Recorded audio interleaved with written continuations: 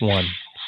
What's up, y'all? Welcome to the Sports Medicine Broadcast, the psychology of injury. We're talking with Robert Andrews, working for the Institute of Sports. See, now I was thinking about the letters. It's TINSP. Robert, tell me. Performance. The Institute of Sports Performance. Yeah, see, all these initials throw me off. I know.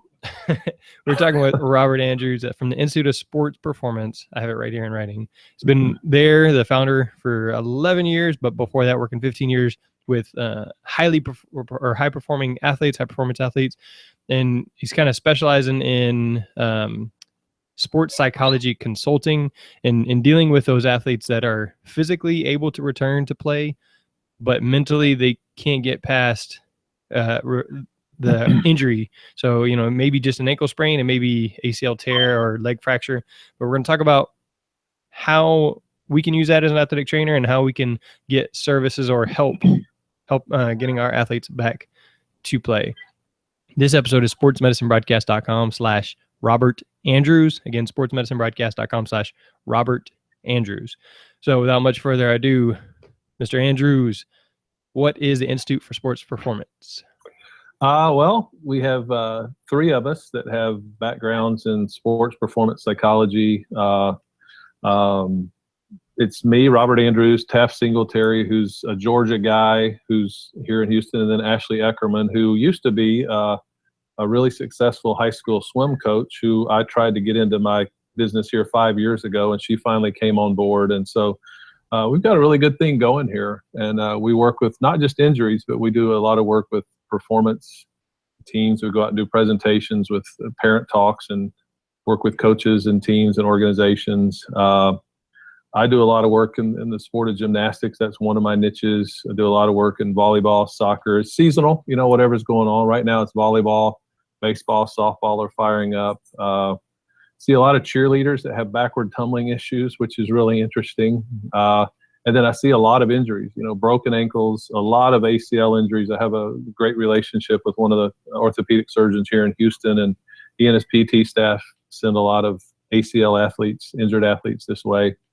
Been with the Houston Texans for 5 years. I do a lot of injured reserve work with their players. Was with the Rockets 2 seasons ago.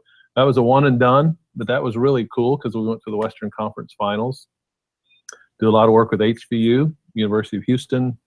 And then athletes all over the country, Canada, Australia, and have managed. After this most recent Olympics, my brand kind of went global because I worked with Simone Biles and Laurie Hernandez and Simone Manuel, who are all gold medalists in the Rio Olympics. And that kind of changed everything for us around here.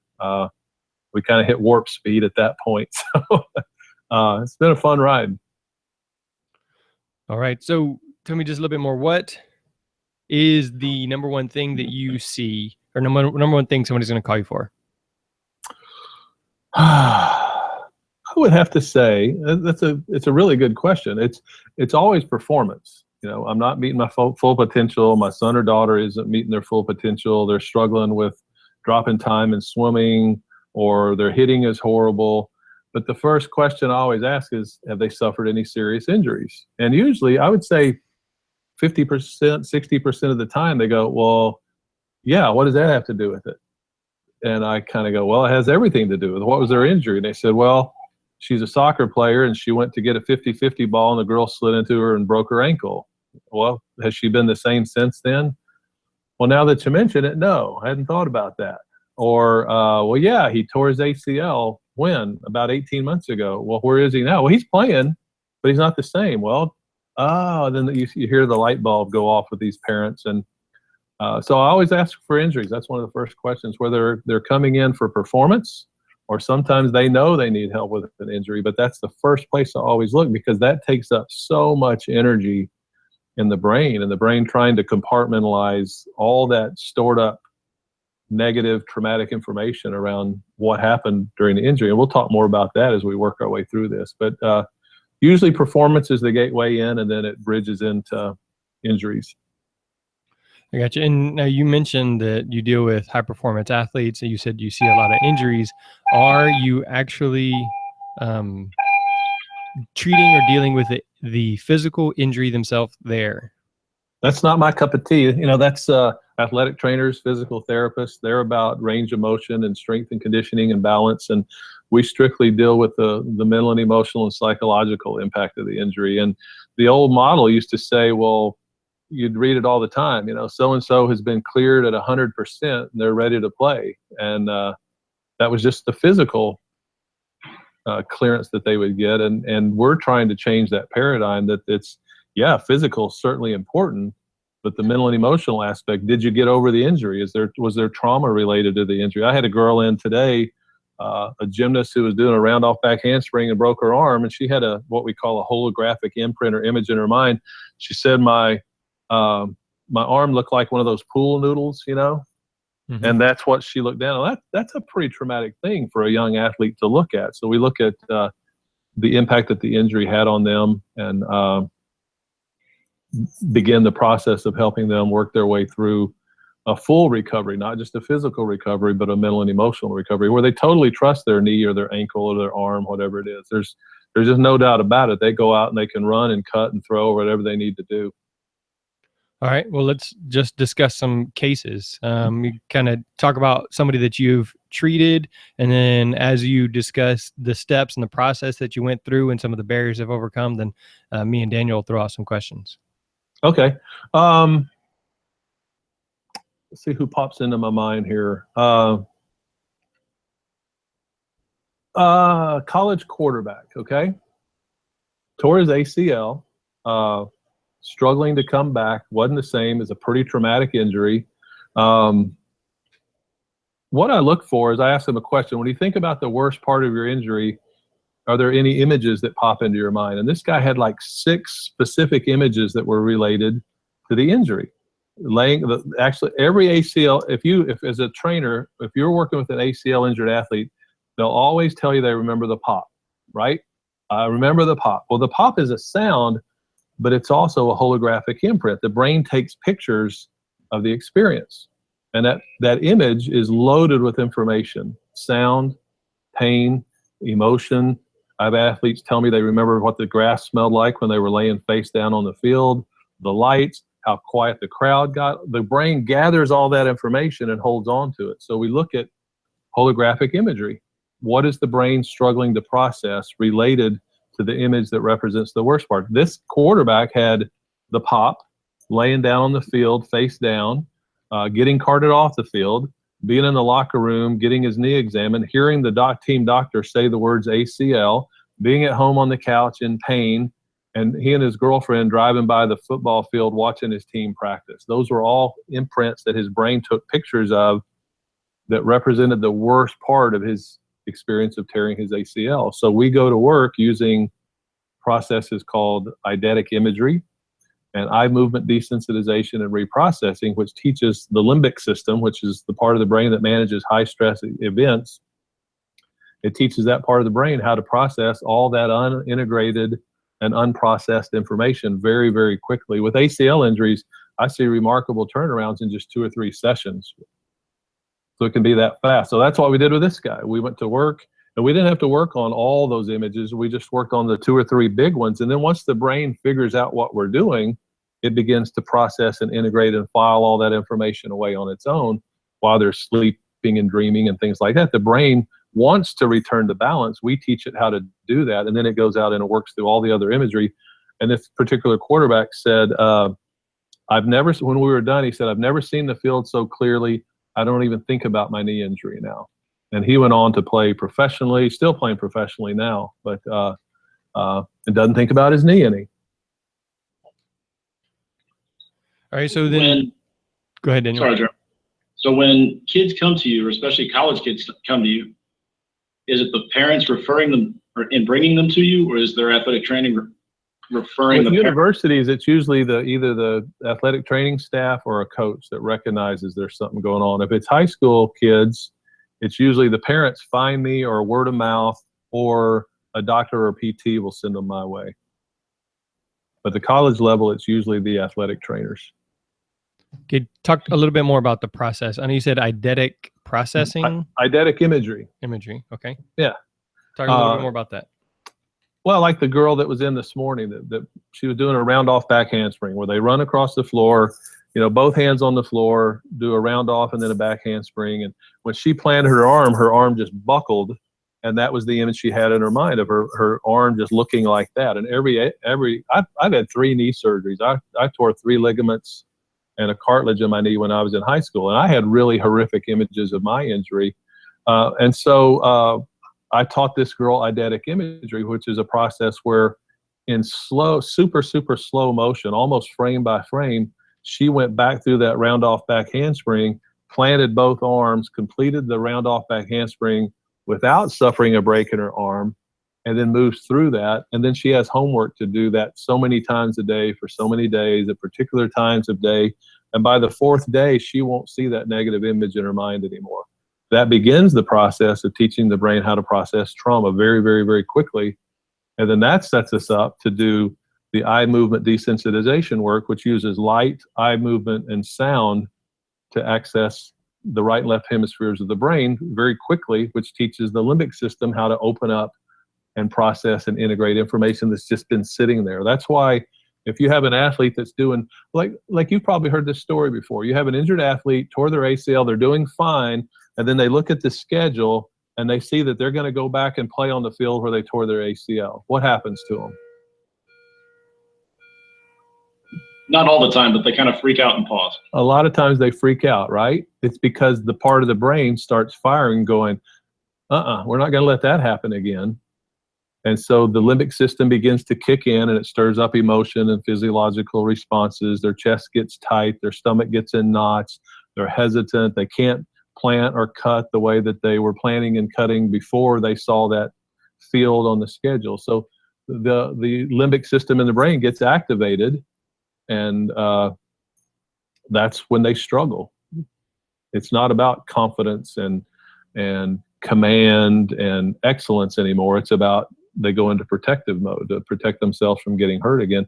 And it's not a voluntary response. They're not choosing to do that. It's the brain actually saying, I'm not going to let you do this, or I'm going to create hesitation because I don't want you to go out and get hurt again. That's not the case with every athlete. I mean, look at Adrian Peterson. He came within 9 yards of breaking the NFL rushing title the season after he tore his ACL. But he's a freak when it comes to his rehab and his mindset.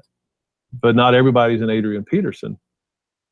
I certainly wasn't. When I hurt my knee in high school, I was terrified of getting hurt again. And that set me up for other injuries because I was in a protective mode.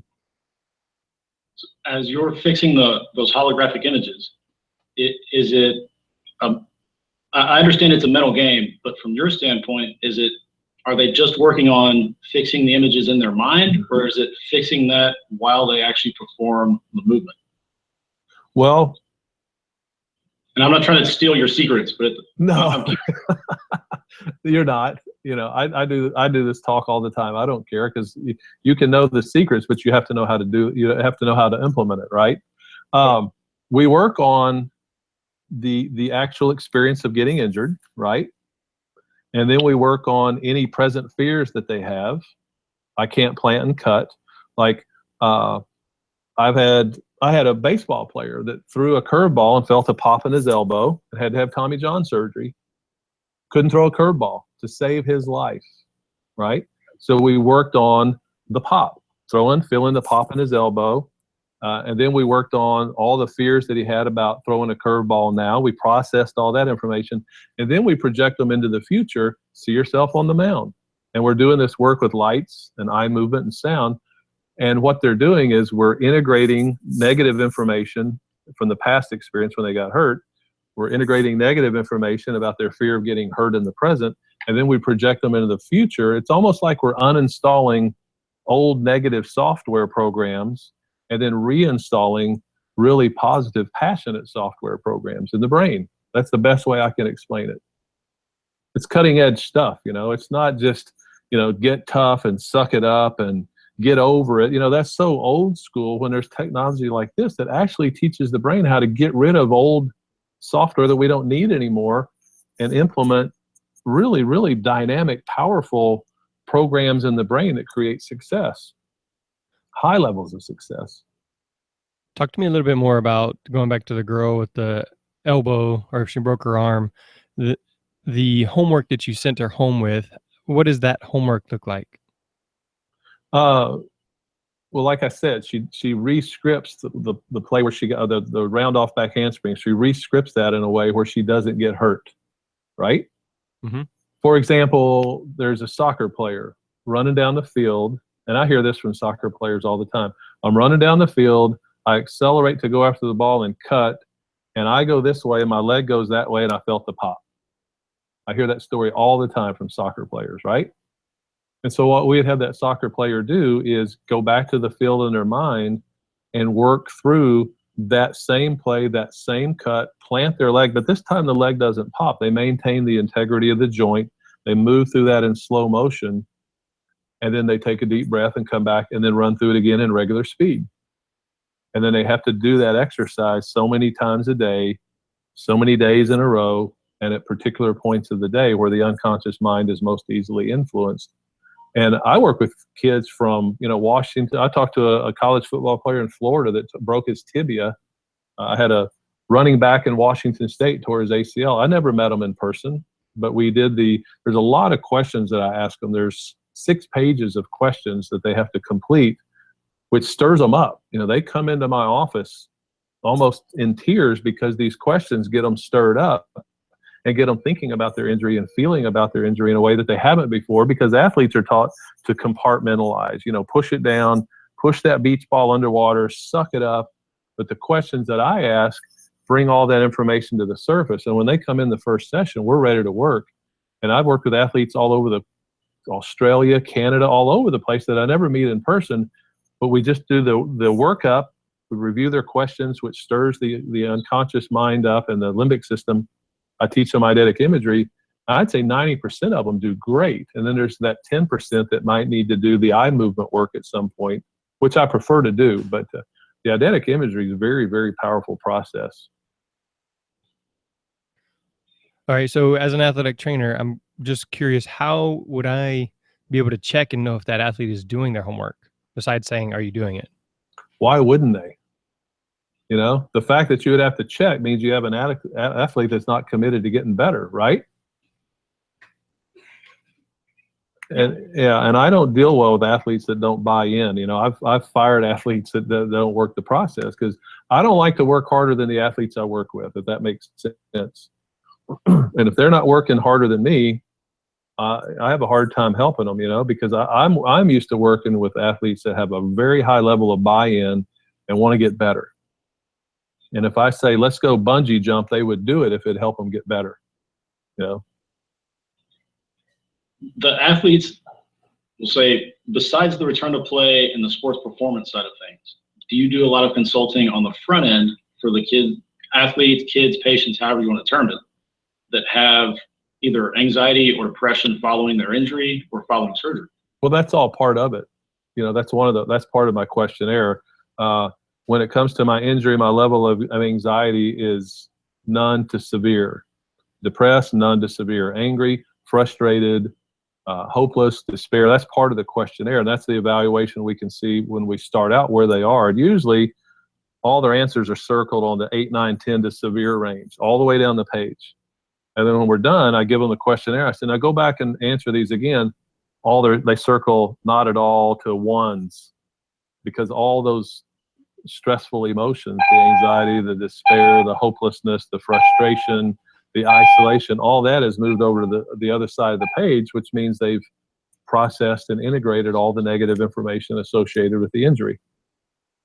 Well, I'll ask maybe an obvious follow-up, but the kid, from your experience, the kids that you see that start this process with you at the beginning of their injury, when they first show signs of depression or fear or anxiety regarding anything, I would imagine those kids have a much easier progression than the ones you see at the very end of their release. Yeah, and I just sat up in my chair because I get excited of this question. The real kicker, and I don't get to see this very often, is to see a kid before they ever have surgery, because they already start having fears come up about, what if I irrational fears, some of them. What if I wake up in surgery and I'm not fully unconscious and they don't know it? What if I can look down and see them working on my knee? What if they operate on the wrong knee? What if I don't wake? They actually tell me that a lot of them have these fears. And so if we can teach them how to process their fear of surgery. When you think about surgery, what do you see? Well, I see them poking around in my knee. Well, if we can teach their brain how to process the trauma before they're ever traumatized by the surgery, they go into surgery like this. I've actually had athletes come back and say, my nurse asked me if I had had surgery before, and I said, no, why? She said, well, you're so calm. And I had a little mini case study on that years ago with the University of Houston. I worked with their women's soccer team, and they had 6 ACL injuries in 13 days that year. Well, with those 6 girls, I saw 3 of them before they ever had surgery, and I saw 2 about 6 weeks to 2 months after surgery, and 1 I never saw at all. Okay? The 3 that I saw before surgery flew through the surgical process. They were ready to embrace rehab and get after it. The 2 that I saw after surgery experienced quite a bit of pain during surgery, had some work to do to get over that, but then they slid into gear and attacked their rehab and did just fine. The one that I never saw before was cleared, is 100% ready to play, and freaked out and said, I want to go see him now. And we had a lot of work to do because she had gone through the trauma of the injury, the trauma of the surgery, going through the rehab process, carrying all that baggage with her all along the way. And when she was cleared as 100%, now she was ready to work. So we had a lot of work to do at that point. But if I can catch them before they ever have surgery, it's a game changer. I had a total knee replacement surgery 5.5 years ago from my high school knee. You know, my knee got to be bone on bone, and I just kept having to eliminate, well, you can't run. Well, you can't play basketball. Well, you can't play tennis. And it got to where I'd bike, and then I lost my range of motion. I couldn't bike. So I took up walking, and then it hurt too hard. When I couldn't walk, I said, it's time to get a new knee.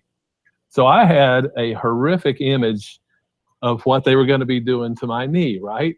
You know, sawing my knee, my femur. And so I self-treated myself and processed the images that I had about my knee replacement surgery. And mentally and emotionally, I just sailed through it. Physically, that's a big operation. That's a big surgery. It took me 6 months to get through it. But mentally, emotionally, I went into surgery fine. A really cool story with that. When I hurt my knee in high school, my high school position coach was with me when I went into surgery, and he was there when I came out. And then he stuck with me all the way through my rehab process until I hurt it in the end of November, and I was playing football the next August with 3 torn ligaments and a cartilage back in the 70s, which was the dark ages of knee surgery. So when I got ready to have knee replacement surgery, I called him just to thank him for being there all those years ago. And he says, well, when's your surgery this time? I said, November 28th. Well, where is it? It's at Methodist Hospital. What time? I have to be there at 7 o'clock. Well, I'm going to be there for this one too. So all those years later, my high school coach is there with me when I had knee replacement surgery. And that's a pretty cool story, huh? It is pretty cool. There's not enough coaches like that out there these days, you know? Definitely not. Robert, I got a comment from the live chat. Sean Reedy, a normal co-host here, he mentioned a baseball pitcher with a facial fracture, or just a baseball player with a facial fracture, whereas everything they do is now affected, not just that one plant and turn with a soccer ACL injury, but every single movement, every time they look, every time they turn or look up or down. Is any different in that versus the knee? No, it's the same exact treatment protocol. And that's a great story. I worked with a kid from the University of Houston years ago that took a 95-mile-an-hour fastball to the face right here, and it just crushed this whole side of his face. They said his season was over, maybe his career, and he got over to see me, and we worked through the treatment protocol, and he said, I want to go play again. And they were like, well, no way. And they talked about it, and they put a plastic bar, I guess you'd call it, almost like a face mask over his helmet to where nothing could hit him in the face again. So he goes back to play his first game back, and they were playing the team that he got hit against. It was A&M, and they went up to A&M this time. He got hit at Minute Maid Park in that classic that they have every year. They went up to play A&M. His first at bat, he hits a home run. His second at bat, he hits a home run. He got walked his third at bat, and his fourth at bat, he hit a double off the wall, almost a third home run. and he got Conference Hitter of the Week his first week back. And they said it was a miracle. You know, they thought his season was over, and he came back so strong. And he said, I've never seen the baseball so clearly. So it's the same treatment protocol. And that's a true story. I mean, I've got that story on my website under my testimonials. You know, it was an awesome experience. I talked to the guy last week. You know, he went and played in the minor leagues. The Astros drafted him. He played in the minor leagues for years. And I'm still in touch with the guy. You know, he's married, living a great life. All right. I'm going to see if I can put you on the spot here. I have one of my varsity soccer players here with me. He, in junior high, he hurt his hip. He said he didn't ever have surgery. Would you be able to just kind of sample some of the questions you might ask? I mean, he played pretty well this year on varsity soccer, but just let's kind of go through this and see what it looks like. Would you be able to do that? Right there. Actually, it's this one. This is a worksheet that we go over with every injury, and it's a series of 8 questions. So I would ask him, when he thinks about the worst part of his injury, what's the image that pops into his mind when he thinks about the worst part of it? And every athlete has that image. Right, so what would your student say? Could you repeat the question, please? When you think about the worst part of your injury, what image or images pop into your mind that represent the worst part of it for you? Not being able to play and being on a wheelchair or crutches. Not being so being on the sidelines watching? Yes. Would you agree that for an athlete, that's the loneliest place in the world? For an athlete, yes, because it's just waiting and not participating in anything. Yeah. And it's something that you just want to do that you love, but you just can't. Yeah, and every athlete that I talk to, that's one of their images. I'm on the sidelines on crutches. I'm sitting in the stands watching. You know, so yours is being in a wheelchair and being on the sidelines, right? Yes, sir. All right. What's some kind of a negative thought that enters your mind when you look at those images? A negative or limiting belief or thought about yourself when you look at those images? You got to be vulnerable around all your classmates there. I'm kind of I'm flipping it and putting you on the spot a little bit here since you asked, huh? Yeah. But it's called a negative cognition, some kind of a limiting or negative thought that enters your mind when you think about being in a wheelchair or being on the sidelines watching in crutches. I mean,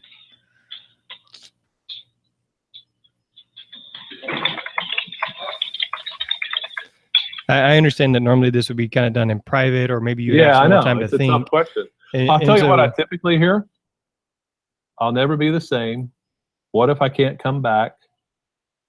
Can I ever learn to trust my hip again, my knee again, my arm again? What if I lose my spot on the team? Those are typical questions. So without putting him on the spot anymore, we work through a series of questions around that. Well, what would you like to believe about yourself? I'll come back better than ever. Well, when you think about being in a wheelchair and I'll come back better than ever, does that feel congruent? Well, no. It's like a 1 on a scale from 1 to 7. What do you feel when you look at the negative image and think about I'll never be the same? Well, I feel sad and angry and frustrated. And how upsetting is that to you on a scale from 0 to 10? With ACL injuries, it's always in the 8, 9, 10 range. 0 means it doesn't bother me at all. 10 is the most upsetting thing you can imagine. It's always an 8, 9, 10 with an ACL injury. Mine was huge, yeah. About an 8, because like I don't know where I just get shocking pain right up my hip, or if I try to lift it up, it just hurted a lot, and I could barely move, and that's when they assigned me to the crutches. Are you hurt now? Oh no, I'm fine now. The injury happened in 1st of February last year, and I got off of crutches in July, so it was about like a 6-month injury. Wow, that's a long time. I wasn't able to do anything at all. Now, was it a specific point in time where you planted and felt something, or was it something that happened over time? It happened at a specific time. I was in a match, and I guess I wasn't warmed up well. And when I got ready to make a pass, I heard a pop in my hip, and once I tried to stand on it, I just felt like I couldn't resist it. And when I went to go get X-rays, the doctor told me that that when I heard that pop, it meant that I dislocated my my hip bone because I tore my quad with it. Wow. And so yeah, that's pretty serious injury. Well, did you hear me describe the eidetic imagery where you go through that play in slow motion? Yeah. Why don't you do that? Excuse me? I would suggest you do that imagery exercise where you run through that play on the soccer field and you make that plant, and instead of feeling your hip pop, you move through that cut and move right on down the field as though nothing happened. But do that in super, super slow motion, and then take a deep breath and do it in regular speed, and then work on that about 5 times a day over the next 3 days. And what you'll find is that negative image will begin to fade away, and you won't think about it nearly as much. Yeah. But it takes discipline to be able to, if you have to put a reminder on your phone, that's what I always suggest to these kids. If they're always on their phones, well, put a reminder on it. And then when your reminder goes, oh, it's time for me to do my imagery, it takes about 30 or 40 seconds to do those 2 steps. And you do that 5 times a day. Do it before you go to bed at night, first thing in the morning. Today's Wednesday. By Saturday, you'll see that image completely different in your mind. Yeah. It's a really cool process. I appreciate you asking and putting yourself on the spot in front of all your friends and teammates there. Thank you. Uh-huh. All right. So obviously one of the practical ways we can help as an athletic trainer is by taking care of the physical injury. But another thing that, like, even right here, we were just sitting and waiting for Jose to answer.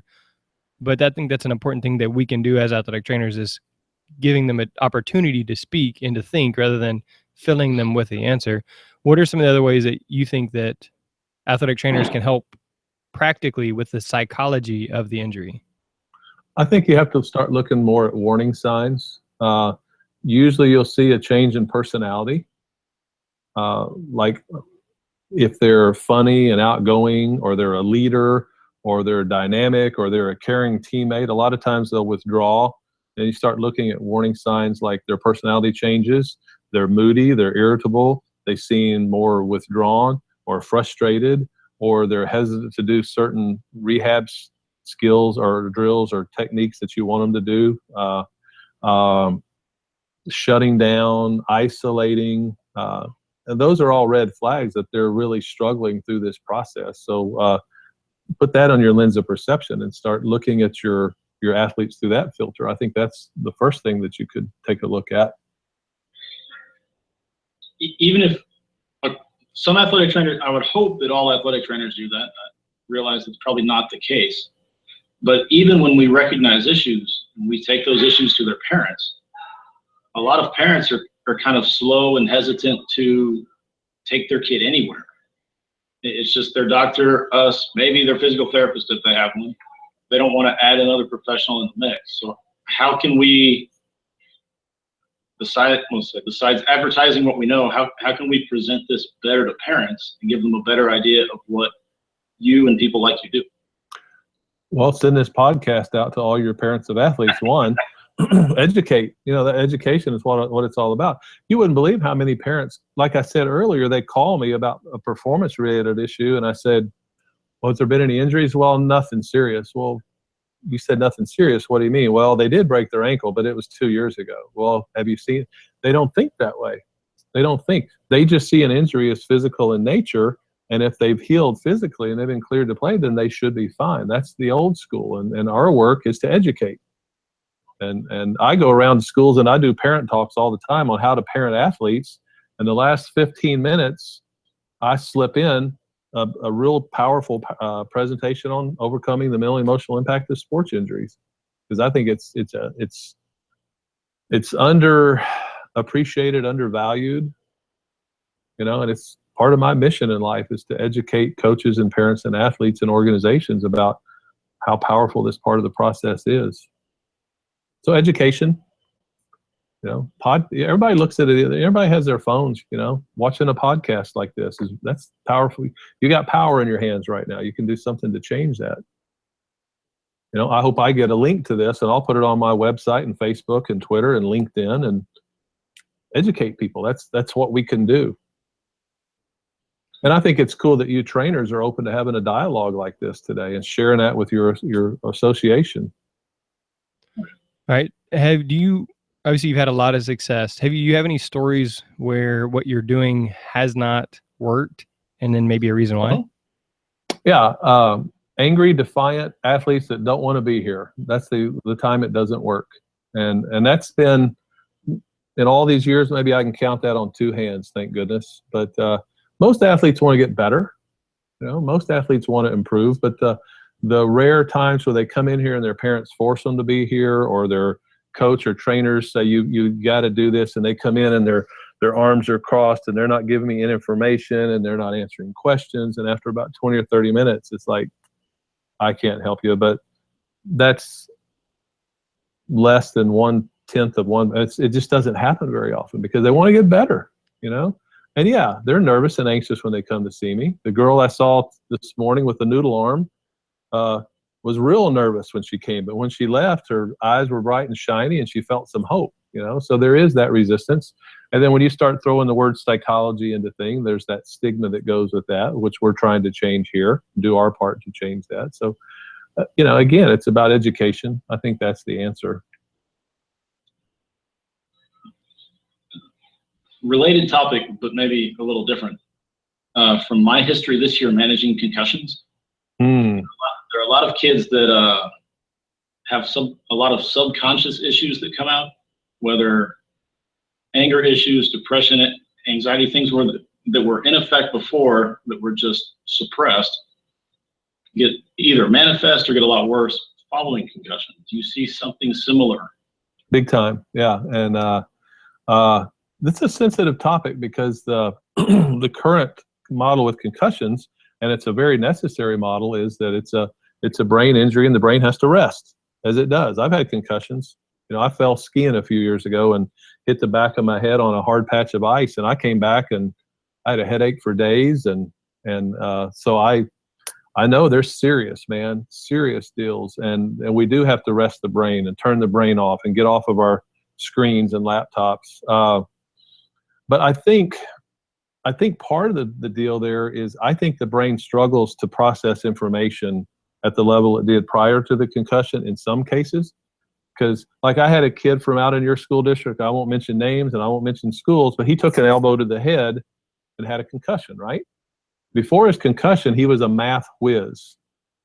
And he would make his own lunch in the morning and get himself ready for school. A very responsible kid, takes an elbow to the head, he has a concussion. Math grades went down to C's and D's.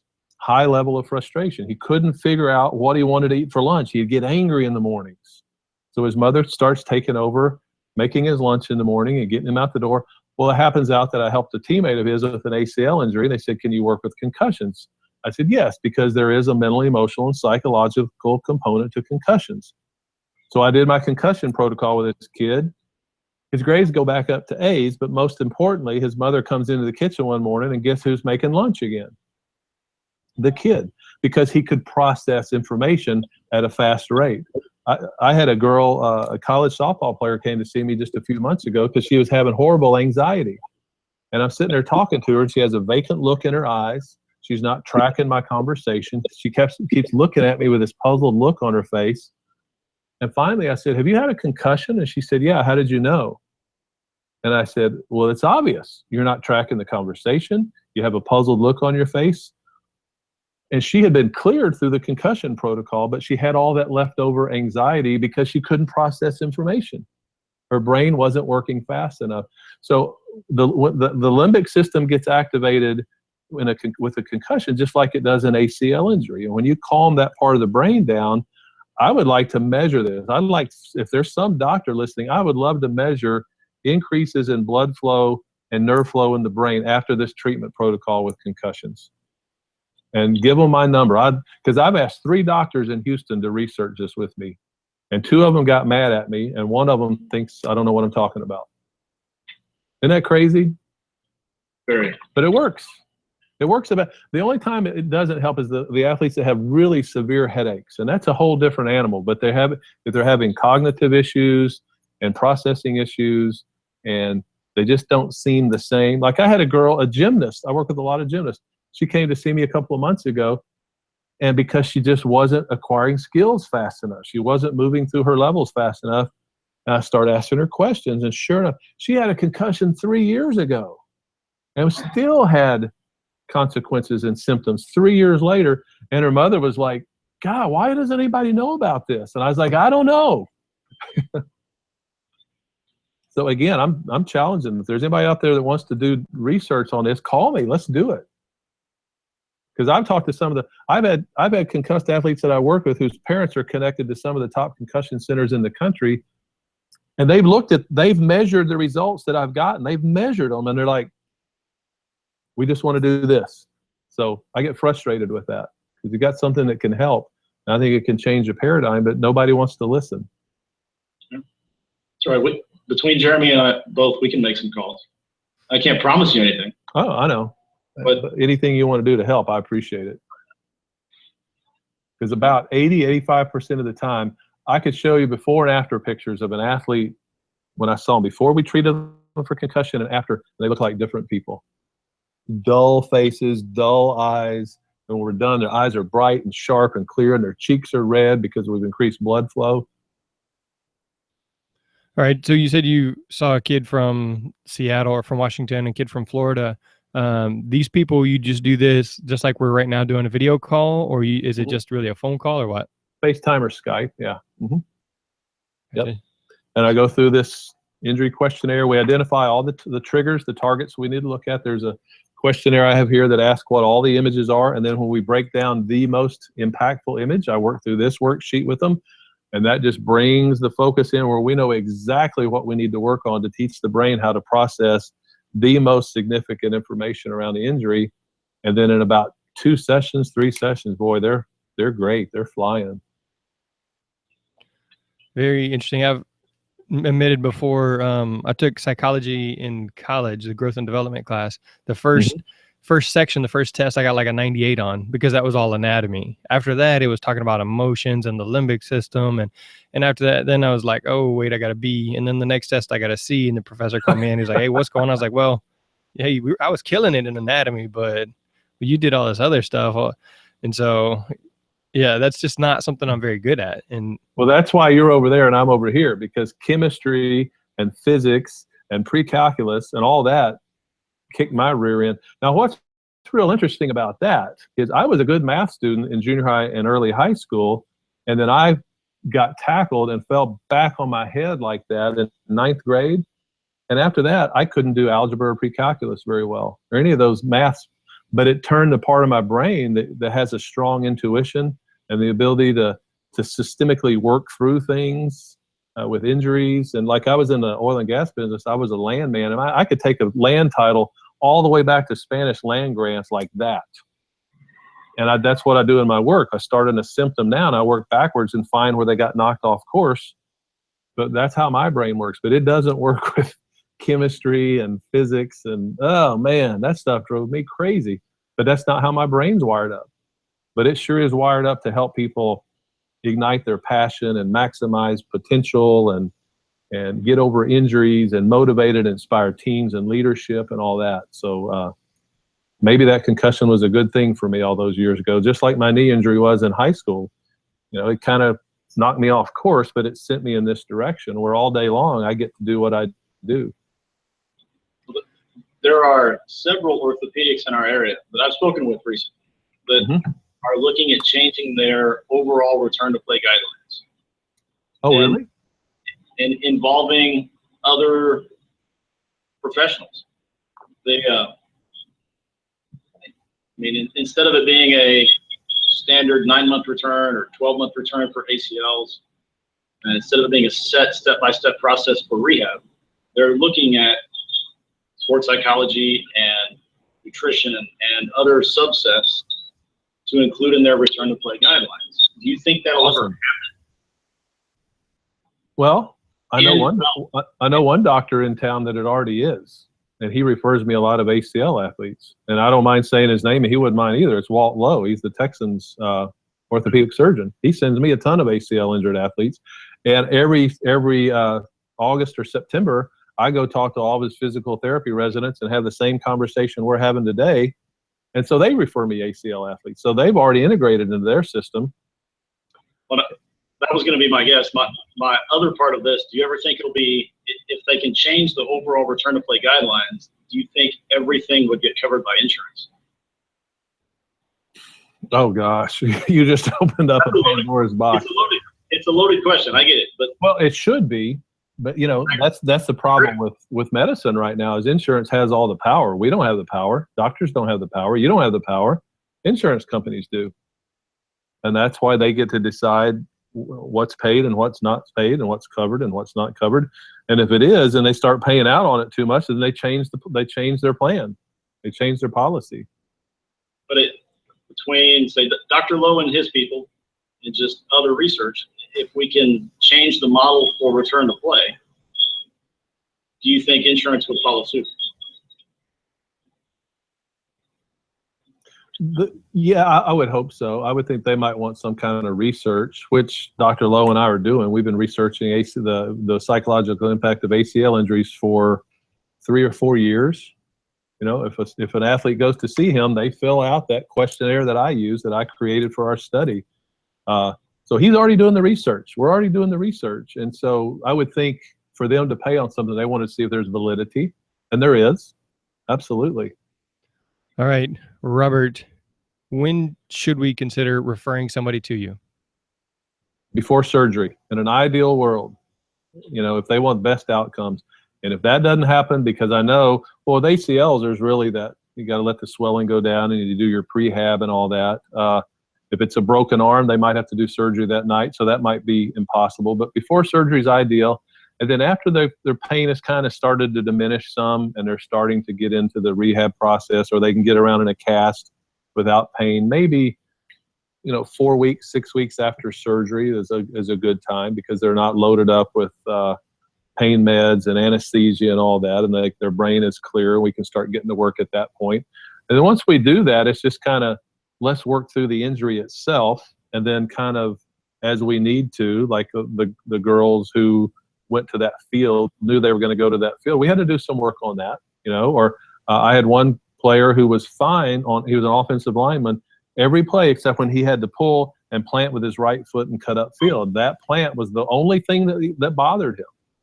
So we refined it down to one little step was the only thing holding him back from being his best. Gotcha. All right. So if we do want to refer somebody, then what's going to be the best way to get a hold of you? Our phone number here is 713-522-2200,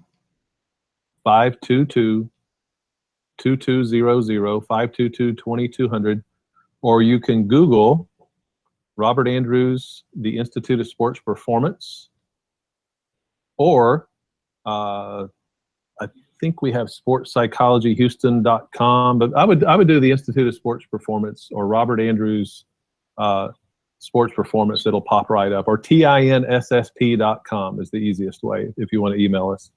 And there's a newsletter we put out. You can sign up for that. I have a really powerful performance video series I launched after the Rio Olympics. There's information on that about there that has a whole video about sports injuries and what great championship teams do to be great. And there's 6 videos related to performance. So there's a whole wealth of information on there. And we have a blog that we write on when we're not too busy around here. So I appreciate you making that available to the public like that. Not a problem. It is currently March, National Athletic Training Month, when we're recording this. So Robert, I would like for you to thank an athletic trainer by name, and then you can give just a brief story of why you're thanking him, and then Daniel will do the same, and I will do the same afterwards. I want to thank Doc O'Shea at the University of Houston.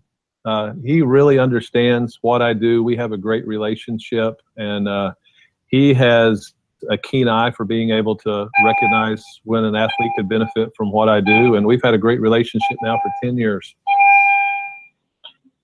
All right, Daniel? I don't know if I can thank just one. If I thank one individual person, the rest might get mad locally. So I would thank my last teacher at Howard Payne, Mike Terrell. Completely changed my viewpoint of how to be an athletic trainer, how to run a program, how to treat my fellow students at the time, and how to treat kids. So I'm a much better athletic trainer from knowing him. Very good. And then John Herman, he serves on the Jihad's board here in Houston, but I've been able to hang out over the last couple workshops. We kind of carpool, or me and Daniel actually crashed at his crib when it was down by his house this year. And so just that friendship, the relationship, and, get to learn a little bit more. He's a little bit more seasoned than me, not much, but just hanging out with other like-minded athletic trainers is just fun. So John, thanks for just befriending me. So Can I add one? Sure. That's you, Daniel. When my son was a junior in high school, we were playing in a tournament out at Katy Taylor High School, and he felt something go on with his elbow. And I went over there, and the parent's worst nightmare was seeing you working on his elbow. But it was also very, very comforting to know that he was under your care. And you didn't know me, you didn't know my son, but you stepped up as a professional and looked out for him. And, you know, the good news is he just needed to do some rehab on his shoulder. But I've thanked you before for that, but I wanted to publicly say that, you know, you were such a classy professional in that moment. And we talk about that sometimes. He still remembers you. So, you know, you're what athletic training is all about. So I just wanted to thank you publicly for that again. Yes, sir. Thank you very much. I appreciate it. Yeah, you bet. All right. NATA 2017 will be in Houston at the George R. Brown Convention Center. I'll be at the Frio Hydration booth, so find me there. Just come say hi. Again, Frio Hydration at NATA 2017. Come find me. Also, I'm looking for any of the international listeners to be guests, to hear your story, to share your story. So contact me. Again, sportsmedicinebroadcast.com has all the ways to get a hold of me there. This episode is sportsmedicinebroadcast.com/Robert Andrews. So sportsmedicinebroadcast.com/Robert Andrews. And then there's also ways to get a hold of me there. If you're listening internationally, I would like to hear from you. Robert shared plenty of information and ways you can get a hold of him. So feel free to reach out to him, maybe have him come talk to your students, your athletes, your professionals, even if you're in the industrial setting and those are your athletes as an athletic trainer. See what his services can do for you. On Twitter, I am Mr. Jeremy Jackson. It's one of the more active ways to get a hold of me. Without much further ado, that is a wrap. Thanks, guys. Thank you. Sir, very much. Good job, guys. Thank you very much. Thank you. Thank you for being here. We appreciate it. Anytime. I'm sure I'll see you around. When's that convention at the George R. Brown? Starts June 26th. I'll have to make a note to pop in. Cool. Well, hope